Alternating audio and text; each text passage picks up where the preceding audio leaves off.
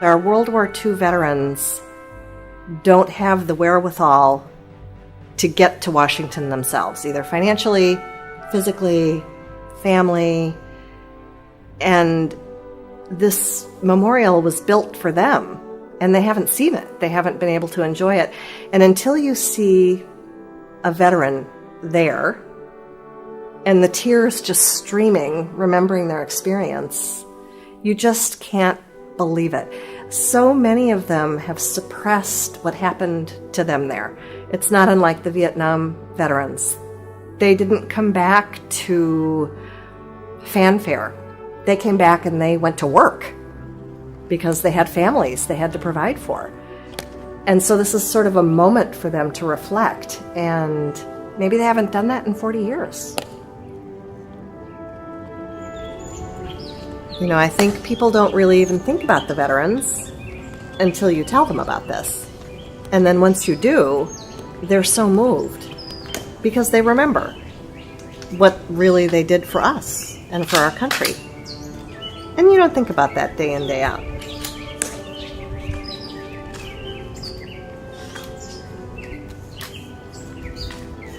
It didn't take long to be a veteran if you don't live on Guadalcanal. Well, at that age, you feel it.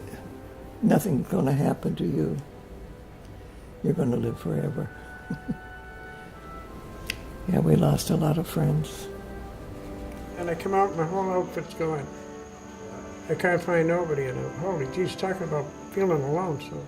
But then we heard brrr, and I said, wax bullets my butt. And our back end of our barracks was just blown right off. And I went in the Normandy invasion. I landed on Omaha Beach on D6. And we were on the front line all the way across. It was almost to Berlin at the end of the war. The first bomb that hit us in the Coral Sea, it went down 5 decks and exploded. Killed a bunch of guys that was training at the same time I was. You know, when World War II broke out, I was already down in the Pacific, and I was assigned to Wake Island Detachment in defense of the Philippines. That's the perimeter.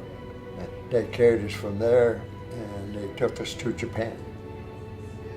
At Japan, they took some of our troops off, paraded them through the streets there in Yokohama, rescued us took over the camps and everything else, put us in trucks, hauled us out of there, put us on planes, and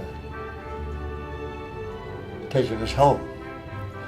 And when we're still over Japan, one of the incidents I remember real good was we flew over, I think it was Yokohama or somewhere, we flew over, and the pilot, and they announced in the plane, in their little PA system, they were going to circle the harbor with the planes, make a couple of trips around, because down in the harbor, the surrender was in progress.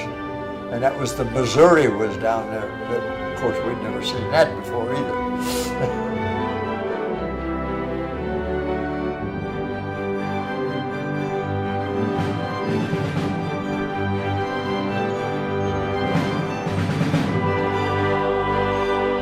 My name is Jeannie Benedict.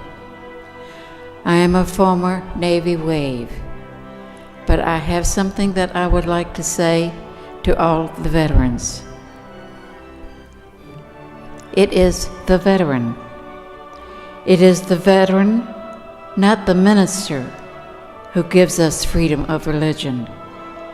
It is the veteran, not the reporter, who has given us freedom of the press.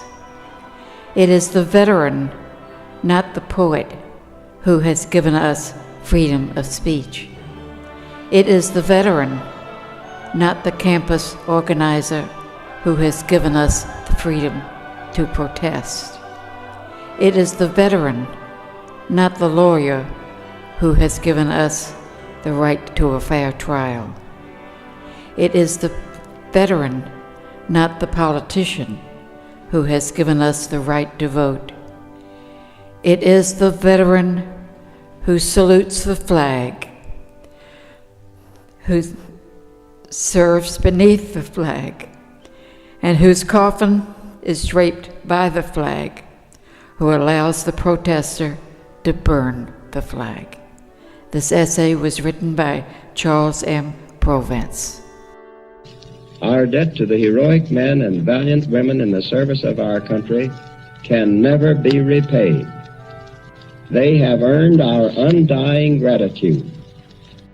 America will never forget their sacrifices.